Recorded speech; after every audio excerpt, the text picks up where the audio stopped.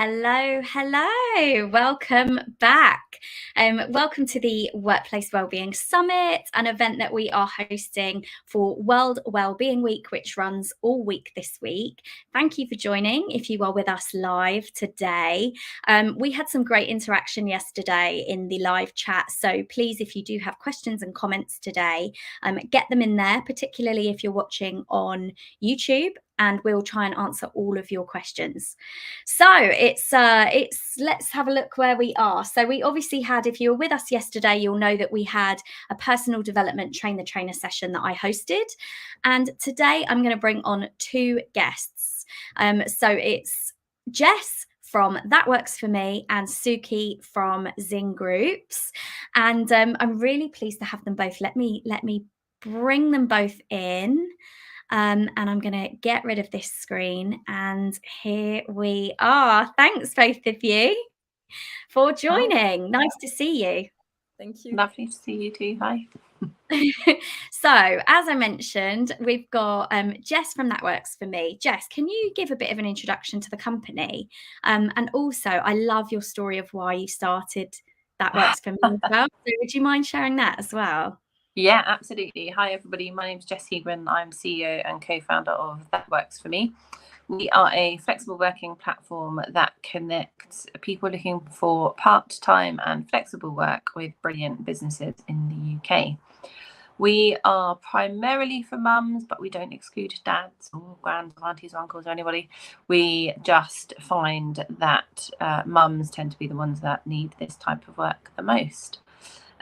We started the company, it's my own story actually, the one that Sophie refers to. So I was previously a director, worked up in the city, and when I fell pregnant with my first baby, I went back to work on a flexible working arrangement, but I found that I was the only female member of the board in an all-male team, the only mother, obviously. And the flexible working culture wasn't really there to support that arrangement. So what happened was that if people wanted a meeting on a Friday afternoon when I had the baby, then that meeting went ahead without me, and I missed out a lot. I ended up leaving, which I was desperately sad about. And I tried the stay-at-home mum thing. So I had these two gorgeous little girls. But sadly, it wasn't quite for me. I found I needed something else in my life in order to keep me happy. And I basically kept on meeting lots of other women exactly like me. So people who'd had these incredible careers, loads of skills, amazing CVs, and they were either not working at all, or they were breaking their backs to try and commute to, quite often into London 5 days a week. And there was just nothing in between. I didn't know what to do with that straight away. That was just, gosh, isn't this sad? And then this one day, a friend of mine called who was running this incredibly successful business. She'd grown really rapidly, and she found that she basically had this big cash flow error because she'd had a very junior person looking after her finances. And she had refrained from hiring a CFO because she believed that she didn't have enough work to fill a full-time job. So I said to her, why don't you hire a mum? You'll get somebody super skilled, but maybe they only want to work 12 hours a week or a certain number of days a month. And that's what she went on to do. So at that point, I thought, oh my goodness, I wonder if there's something in here about connecting this incredibly skilled pool of talent who just need a bit of flexibility with these businesses who need experts but don't need them on a full-time basis. And that's what we built with That Works For Me. So we built a platform which is, accessible, really cost effective, and it means that you can access experts when you need them for the time that you need them. That's our story. Awesome. I love the story, because I love the fact that you almost got that road test first of seeing it work for somebody that had that need. And I'm sure that so many people will be thinking, either my business could do with this type of experience, but perhaps not full time, or I know someone with a business that could do with that. So we're going to dive a little bit more into that. And I've got some questions, but I would love people to ask their own questions as well, because obviously Jess has got so much experience in kind of how to make flexible work work for your business. So please get your questions in the comments. And then Souky, we've got Souky from Zing-Groups. Souky, could you do a bit of an introduction as well, please? Sure. So hi everyone, my name is Souky. I'm the CEO and co-founder of Zing, which is a platform of digital experiences designed for businesses who want to enrich the lives of their staff. So we're all about hybrid working and how can team members, wherever they are located around the globe, connect together and all around the joy of shared experiences. My background is that before doing that, I used to be part of the management team of multi-million-pound businesses that were selling B2B marketplaces. And before that, I grew through the ranks of brands like L'Oréal, Coca-Cola, and Unilever in their commercial or in their sales team. So my personal story is that I think I was extremely lucky early on in my career because the way I was managed, my managers always told me, well, Souky, take one project that is very close to your heart and just make it happen. Can be work related, doesn't really need to be work related, but just do something, find something that brings you joy, and that will be like your plus one, not noted, like with no grade type of objective. And I love that. I felt extremely valued. And a few years down the line, when I became a manager myself, I was like, that was awesome. I need to keep on doing that because I felt so engaged. So when I became a manager, and even in my previous job, and despite COVID restrictions, it was very important for my team members to do something that they were interested in, whether it was a training or for us to do team events, to do things together. It was extremely important. And I guess the result is that, COVID was, I think, a difficult period for lots of businesses. But I guess from a staff retention, I started with 5 team members, direct lines, and I ended up with 5 direct lines, which was very encouraging as applying the kind of things that I was strongly believing in. And the serendipity of events was that I met my co-founders, Hedley and Zdeněk, who used to be part of a business called Summit, that they sold in 2017, but they used to run a scheme called Engagement for Life, and the Experiences for Life, and that scheme consisted in something extremely similar, which was that each and every employee was giving £250 to spend on any activity of their choice, and engagement was through the roof. So that's my personal story. That's the story and the serendipity and law of attraction thing that bring the Zing people together. Yes, and thank you, Sophie, for having me and for hosting this. No, I think you're such an awesome pair for a panel, because obviously there are these two topics which maybe 2 years ago people weren't thinking about so much, or even the word, I think, hybrid working, did that exist a couple of years ago? I'm not sure. I'd ever heard it previously. So now we've obviously got 2 people that can really explore this new way of working, really. But I know, Jess, I've seen you post about the difference between flexible working and hybrid working.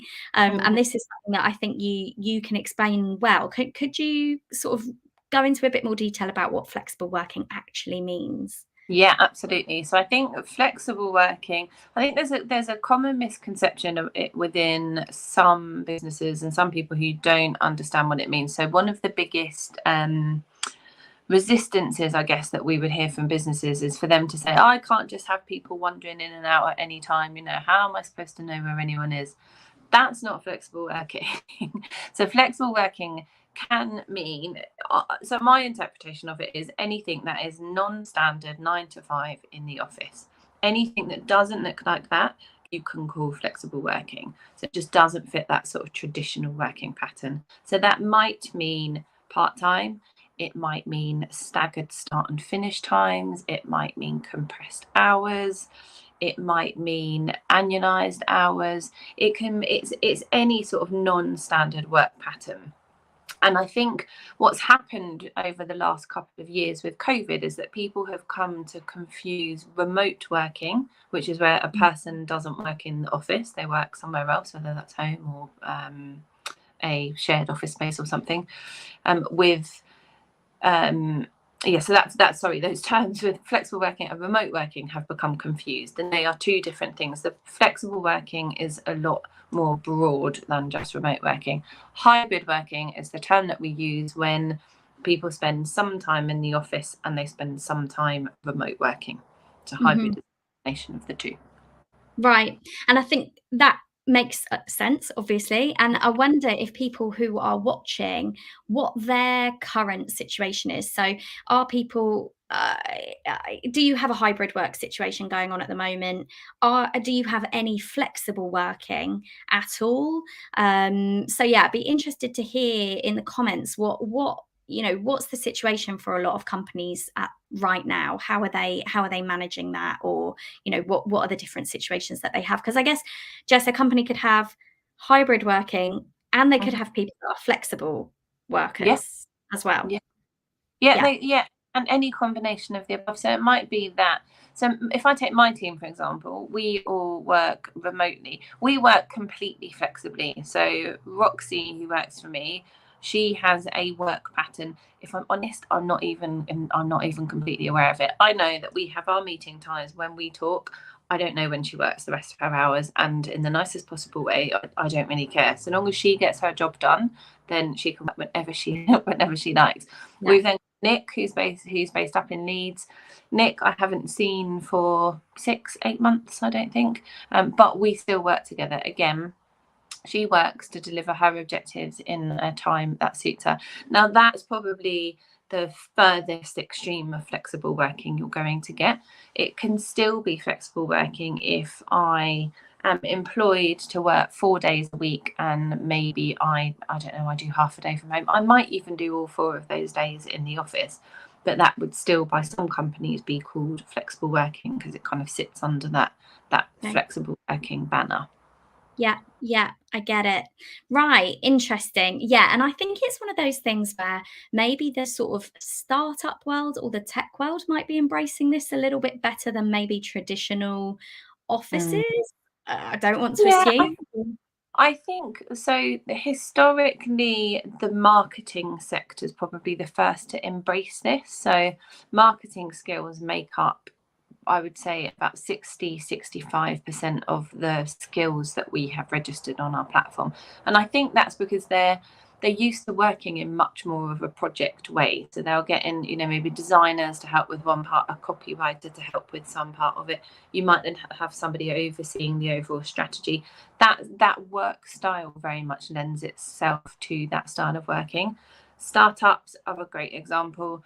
Again, you'll have anybody that's ever worked with anyone, any techie people. I'll be very careful about how I term this. Any techie guys, they'll craft it. My platform developer likes to start work around midday, and I know that he works till about 1 o'clock in the morning. Like, that's his. I'm sure he obviously takes breaks in between as well. But that's kind of his preferred style of working, and I think that you tend to see quite a lot of that in the tech space. Startups tend not to have their own office, particularly in the first few months, maybe the first couple of years of starting. People will work from their own locations. Souky is a great example. People are based all over the world. You don't have to be even in the same time zone a lot of the time. And it's this sort of ability to think differently about how we work, rather than saying, I can only work with you if I sit face to face, with you, and I can watch what you're doing and I can talk over my shoulder. There are so many tools and methods and ways of working out there now that mean we don't have to do that. Yeah, agreed. And I think I wonder if this is kind of new for people to start to think this way, because perhaps they've sort of embraced the hybrid work model because we've almost been forced into it because of the pandemic. And flexible working is something that perhaps might be next on the agenda, or something where they might have seen hybrid work, and so they might be more amenable to some kind of flexible work situations. But Souky, you've kind of looked a lot at the kind of hybrid model and you know, people working remotely over the last couple of years, and companies I think will all agree that they have struggled when it comes to building kind of accessible experiences for their teams. And I know that I've spoken to companies that have done, you know, socials on Zoom, and they've just felt like they've fallen a bit flat. And, you know, so what are the struggles that companies are facing, and what would the solution be? What have you seen that works? So I think first, like, you know, this notion of hybrid working. So I define hybrid working as at least for a team member to work from home at least one day a week, right? And if we just look at the latest stats are in the UK only, the reality is that we have 57% of the workforce in the UK today that work from home at least one day a week. And that just kind of reinforce and adds on to the other issues that companies are facing when they are trying to organize team building. Because the inherent problem of team building activities of sites is that very often it's just not inclusive. It's very difficult to accommodate a workforce that is diverse. You have various generations, various religious beliefs, hence various diets. You have various individual tastes, and as we mentioned, geographical location. The other problem is that sometimes, you know, when your manager is like, hey, let's do some wine tasting or something, it can be very often, or let's just go for drinks or anything. It can be perceived as forced fun. So it's like not constructive because not on everybody drinks and not everybody wants to participate into an activity that is dictated, right? And also, I think the other thing about events is that you always have hidden costs, whether it's like taxis or like accommodation if people live very far, and subsistence. So, you know, like all of those budgets that have shrunk over the last years, there is sometimes, like, you know, for team an even bigger a resistance to engage in that because of like all of those extra costs that pile up. It's time consuming to organize events. And people, they just don't have the time to just organize anything. And you know, and the other like problem is that, you know, how going for drinks or going for anything, it's also very good for building social capital with clients, right? And the fact that we are in this hybrid working, flexible working paradigm is just making it even more complicated. So from a company standpoint, you know, even if they want to organize something, I think these are like the various barriers that they are facing while they are trying to organize things and events for their staff. Yeah, agree. Yeah, and even the pre-COVID real life stuff, yeah, that there was still barriers there. I know that I worked in offices where there were people who didn't drink, and they felt like there was a drinking culture, and actually they would never get ahead in the company because they weren't involved in that. So I think that there's a lot to consider there. So what do you think, how can companies start to do something about this? And is the kind of aim of it, instead of thinking about, oh, we need to organize a work event, is it just about helping to build some more organic connections at work? I think, to be honest, I think there is like things are a bit changing, you know, when it comes to like managing people, managing like human capital in general. And I really like this trend that I see and like read about like a lot, that is about elevating the life of your staff. So it's not only, you know, about organizing the office workspace by having a nice cafeteria and something like a bowling alley or anything. It's also about elevating your staff and empowering them to do something that works for them. And by that, I mean, so like the typical example of that will be like, well, take 15 minutes in your agenda in your day to just have a bit of time off. No days with like no meetings, you know, for stepping a bit away from your desk. So I really like this whole new trend about this. I think the continuation of that will indeed have to be about how do company find, you know, a smarter way and like more, or not smarter way, but like foster the idea about there is an added value into enabling team members to connect and do something together. And I think that, it has to do with a lot of the power, we live in a system where, like, when it comes to the company culture, it's very much decentralized. So a lot falls into the shoulder of the middle management that is pressured by the top and that is pressured by the team members. So an idea would be like, well, how do we help the middle management to run with that? How do we give them the tools, to communicate easily and foster a culture where taking some time for yourself is a great idea, where it's fine if you take 15 minutes within your workday, because ultimately you are going to be more productive for your company and generate more profit. You are working from home and have or work in a flexible way and have you need to take care of 4 or 5 children, or 2, or or husband or relative, and need to factor that into your day as well. And I think there is a large opportunity into this middle management that receives a lot that has a lot of power, ultimately breaks or makes the culture of our company. And what do we do in order to empower them with the right tool to manage and to be inspiring and to lead by the example? I think it's a really good point, isn't it? Just the middle managers, I think we've also relied on them we've kind of taken everybody out of the office, sent them home and said, oh, carry on managing. And then we're kind of complaining when people aren't being managed in the right way, because being very honest about it, managing somebody who's sat next to you is so different to managing somebody who you never see. How does the relationship work? How do you know what they're doing? But I couldn't agree more with Souky about that. That's definitely the pressure and the crux point, and they're the ones who dictate the culture almost, I think. Yeah, and it almost needs to be kind of like driven from the top, but then modelled as well, because which I imagine would be so hard in a remote working scenario, because how can you see that behaviour to almost model it, or sort of let it trickle down. And people talk about culture as it being kind of, the way things are done around here. And those words are actually quite true. I think what people actually think by culture is what it feels like when you're sat in an office. But it's not. It's actually about how you interact, how you communicate, how you celebrate, how you handle difficult situations. It's so much more than just that. Or what does it feel like when you and I sat opposite each other? Yeah. I think that's a really key point, actually, because I do think as soon as I think of culture, I think of that in the office. Yeah, the office space. Yeah. Okay. Go on, Souky. I just wanted to say, I think there is a saying that is interesting. It's you don't quit your company, you quit your manager.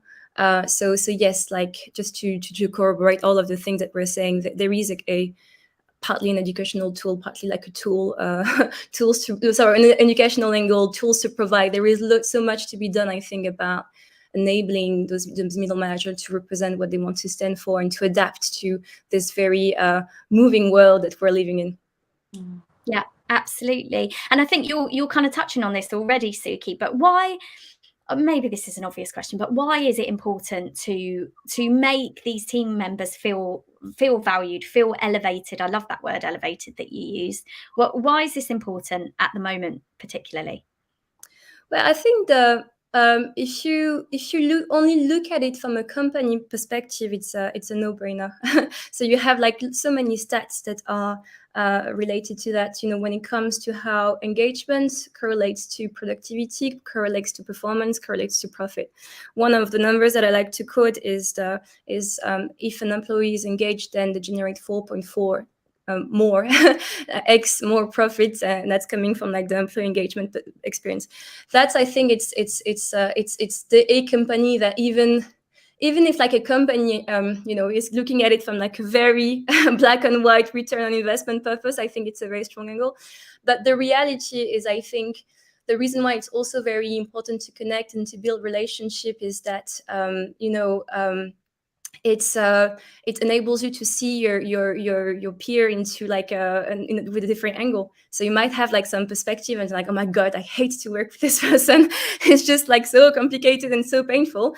And then you do something together, you bond over classical music, and you're just like, oh my god, actually this is amazing. A lot of the things that make like, you know, slow down the projects or delivery of a product, it can be things as like the developers team can't really communicate with the account management or the customer success. So it can be a very good, you know, tool to resolve conflicts, to enable people to see each other in a different light. And I think you know, staff feel empowered. You feel trusted, you know, for enables also like leaders to walk the way of trust, to not monitor their staff, to check exactly what they're doing, but to trust them to take the initiatives and do also something for themselves.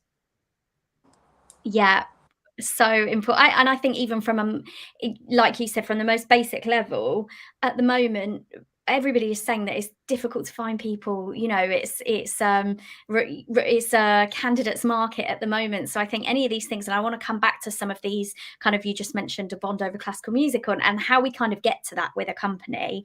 But Jess, obviously with people saying that, yeah, it's a candidates market right now, and companies are saying they're struggling to find the right people, or literally any people, why is flexible working potentially the answer for that? Why is that better for the individual and the company?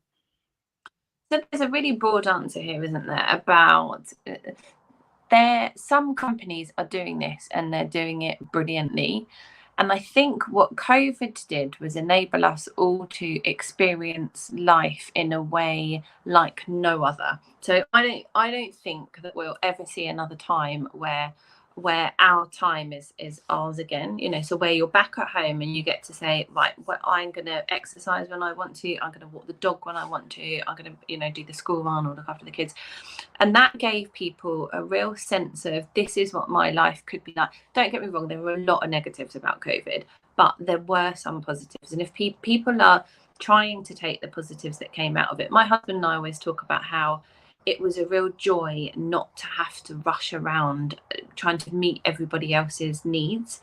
So actually just to be at home with the kids and say, actually, no, this is our weekend, this is our time, we're going to do the things that we want to do. And I think that applies pretty universally for people. And what that's done is given people a lot more confidence probably in saying, I want to run my life and my time how I choose. Now, a lot of fantastic companies are saying, we get that, we totally get it. There are some companies who've looked at their productivity really carefully and gone, do you know what, people were just as, if not more productive whilst they were working at home than they are in the office. And I know a lot of people will say that they worked a lot more, a lot harder, and, you know, ended up doing a lot more hours while they're working home. That's not a good thing, by the way. I don't think any of us need to be working more, but I think it does say a lot about how we can work when we have control over our own time. And that control, interestingly, actually, we have a survey on the go at the minute, specifically for mums after they've had children, but the initial insights coming back from that are that people want to work. So for mums, they're wanting to work 3 or 4 days a week, and they're wanting to do some time in the office because they like being around other people, you know, and they get value from that. So this isn't about people saying, you know, I want to sit back and I don't want to do anything. It's about finding the right way. For organizations, that means that market has effectively opened up, but it's finding the right places to tap into that market, because the people that haven't been able to choose when they work or where they work, the ones who've been restricted either by having by having elderly parents, maybe they have disabilities which make it more difficult to leave home, maybe they are parents with young families that mean that they can't get into the office 5 days a week. There is a whole new labour market there, and it's just about organisations finding those. The other thing that we're starting to see more and more, and lots of companies aren't admitting to it yet, but the ones that are able to offer flexibility, if I'm presented with 2 great jobs in front of me, one of them says you can choose where you work for 3 days a week, or you can choose your hours. And the other one says you have to be in the office Monday to Friday, 9 to 5. They're the same pay, they're the same job, they're the similar cultures. Why would I not go for the one that gave me more control over my life and gave me the freedom to be able to choose, and actually the freedom to be a bit happier as a result? And it shows about the trust of the company straight away, doesn't it? This company will trust me to map out my own schedule, essentially. Yeah.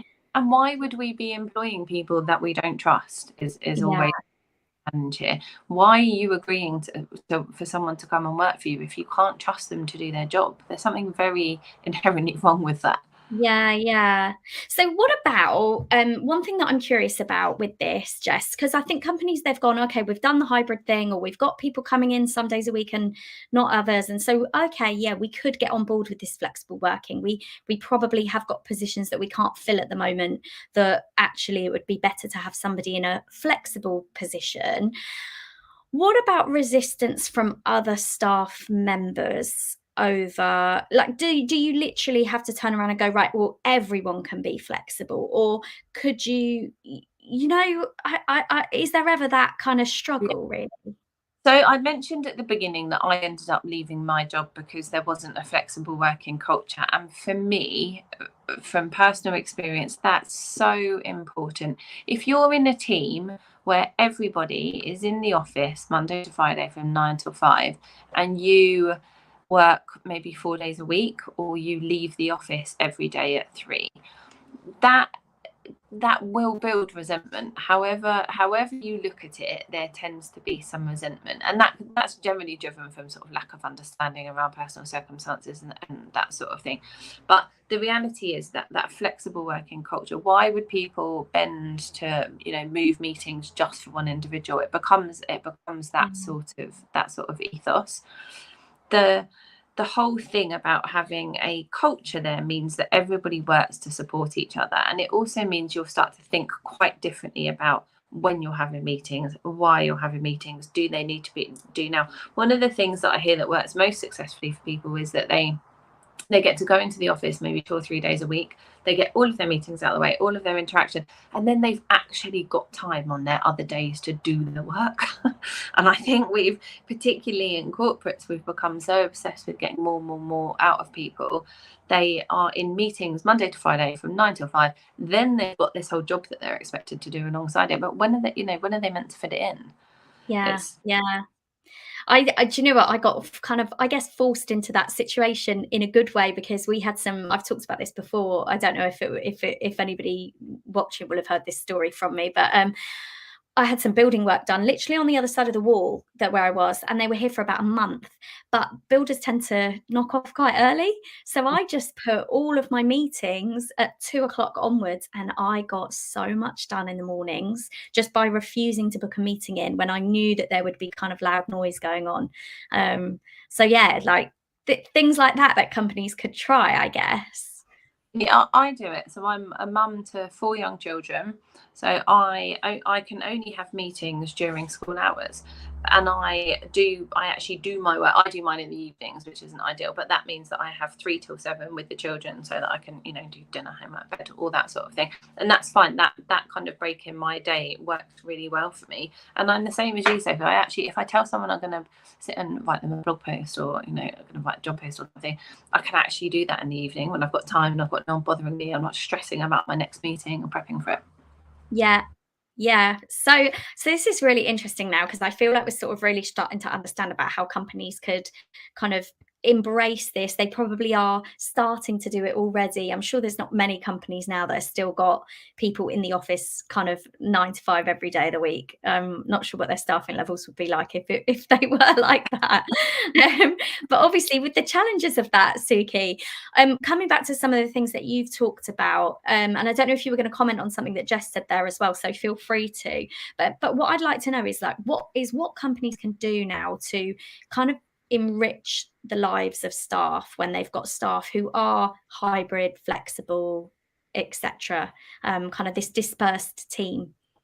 Yeah, no, I was making a face because I think that I think it's a cultural point, and that some industries, like for some industries, like the change will be slower, like financial institutions or lawyer. I think it might arrive, but it might be slower. So what can companies do? I think the whole point about walking the walk of trust, I think, is important. I think sometimes there is a disconnection between people who say, "Yeah, we're trusting you," and don't get me wrong. I think like pulse survey and answering questionnaires and whatnot are very important.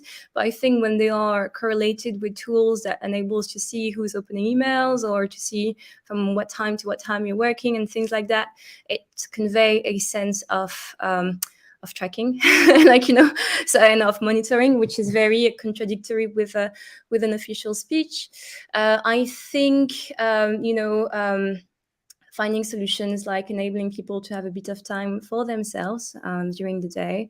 I think asynchronicity in whether it's like in hours of flexible working, or it's also very important and needs to be considered that people need to find the hours that work for them, and because it will serve best ultimately everybody's goal.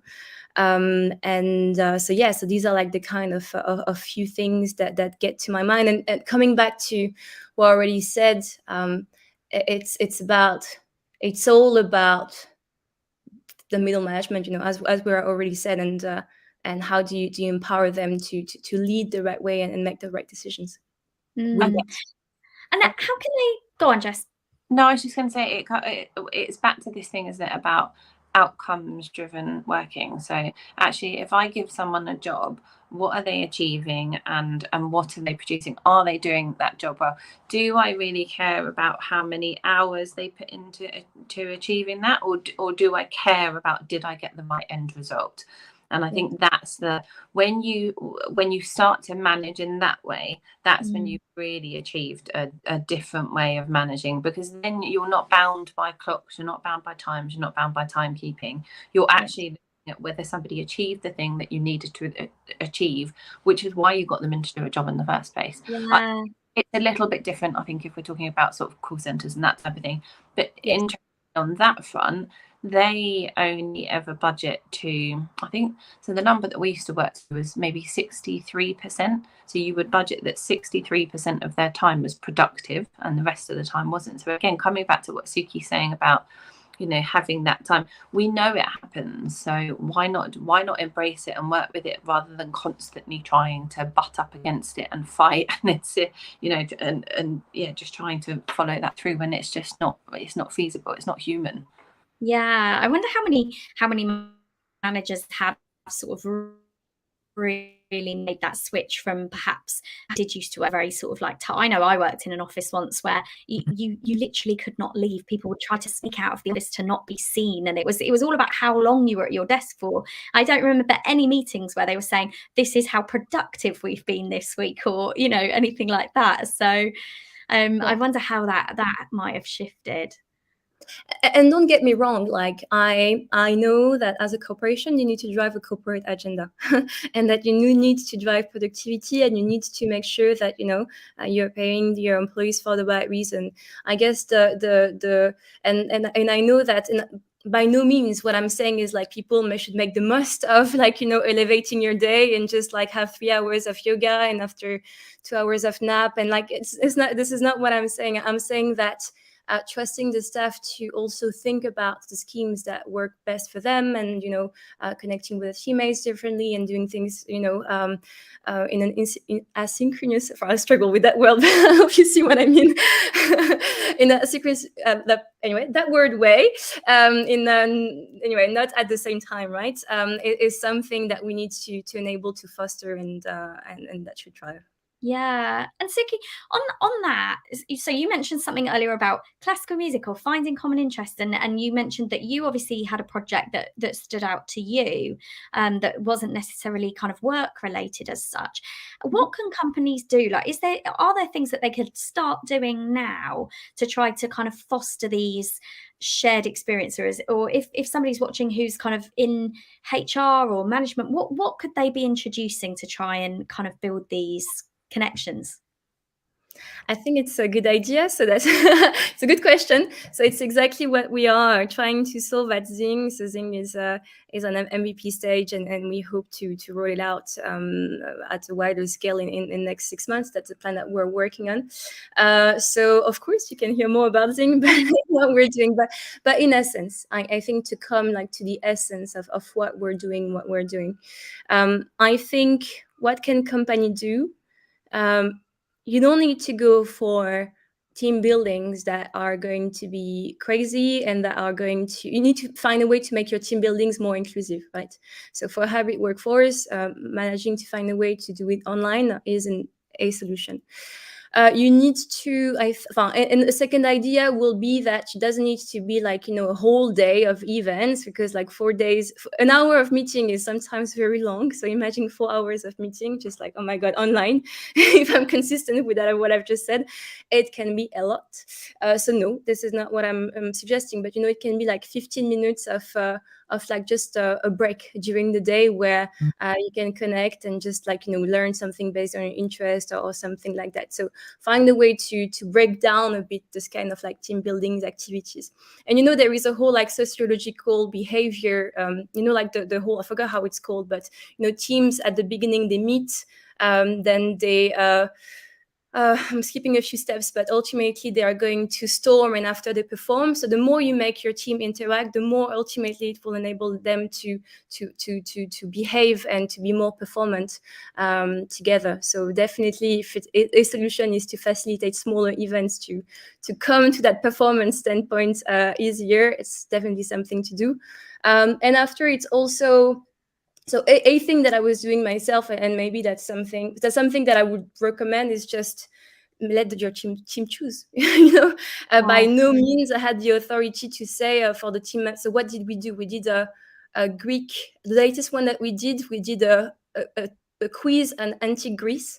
Like, see, I can't even remember what it was because it's not definitely I didn't choose that. It's the teams who came up with that idea, and it was very fun. So yeah, let them decide what they want to do and come up with ideas. And after, of course, it needs to serve your professional agenda. It needs to remain professional, but let them take the initiative as well. I guess it's things like, I guess you used to sit and have your lunch maybe and chat with someone, and you'd end up finding a common interest in a TV show that you used to watch, or it's these types of kind of relationship building things, isn't it, that aren't necessarily work? Exactly. Yeah. Or you're like, oh, on Friday, I'm going to go and attend this like 15 minutes talk or like 20 minutes talk on this professional who is going to speak about tips to improve tennis. We're in the middle of like Wimbledon. I love tennis. Do you want to join me? I feel a bit like, alone and silly to go by myself. Yeah, let's do that.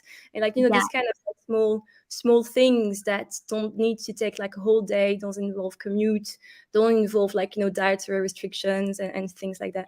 Yeah. I love that. Okay, fab. Good. Okay, so go on, Jess. Are you asking me to set up a Love Island Slack channel? Is that what you're asking? I'm out this year. I've not watched a single episode. But I am not. I nearly said Love Island would be something that everybody would be talking about. And are people getting the opportunity to do that? I don't know. Maybe it needs to be moderated though, But yeah, I would definitely be in for a tennis conversation, because I live down the road from Wimbledon, so I've definitely been going to be doing a lot of sofa working and watching the tennis in the background for the rest of the next 2 weeks. But Jess, sort of as we sort of come to the end now, company, obviously the pair of you sort of come together really well, I think, to the whole thing about this culture and this new way of working, as it were. But companies who are new to this, or who are thinking, okay, well, we've taken a step, maybe we were forced into it. What is the next step, or what should companies consider if they want to get started with flexible working?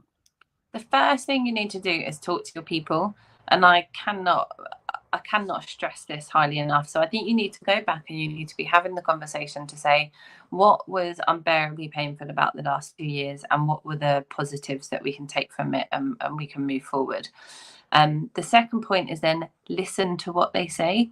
I spoke to a business the other day who had done the survey, they'd held all the sessions, their employees were telling them one thing, and then they sort of said, oh, we don't really like that answer, so we're going to do the thing anyway. I mean, that's even worse than not having the conversation in the first place, because then it's just blatant kind of not listening. If your people are saying to you, we believe we can do an effective job by being in the office a couple of days a week, which is when we're going to get all of our meetings done, and then actually we can work from home the other couple of days so we can get the other things so we can catch up on everything. Listen to them and try it. Don't be scared to mess up on some stuff here, because nobody's going to get it right straight away, and it's going to look different for every organization depending on who your clients are, what your culture looks like. The next thing I would say is it might mean that you need to invest in some new tools. So everybody's seen a whole wealth of technology spring up over the last couple of years that all enable these issues to be overcome. So whether it's Trello instead of your big whiteboard in the office, and I don't know anybody who's not using kind of Teams and Zoom and that sort of thing, but there is basically a tool out there for absolutely everything. So have a look at them, understand what the problems are, find a tool to help solve the answer, and then just keep the conversation going, keep on talking, keep figuring out. Don't be too bound by policy at this point. I would have the conversation, figure it out, and then retrospectively think about what that means for your flexible working policy and what that looks like. The final thing is, don't be afraid to put it out there when you're recruiting. I promise you from the bottom of my heart, you will attract so many more applicants if you are completely open to all types of flexible working than shutting it down.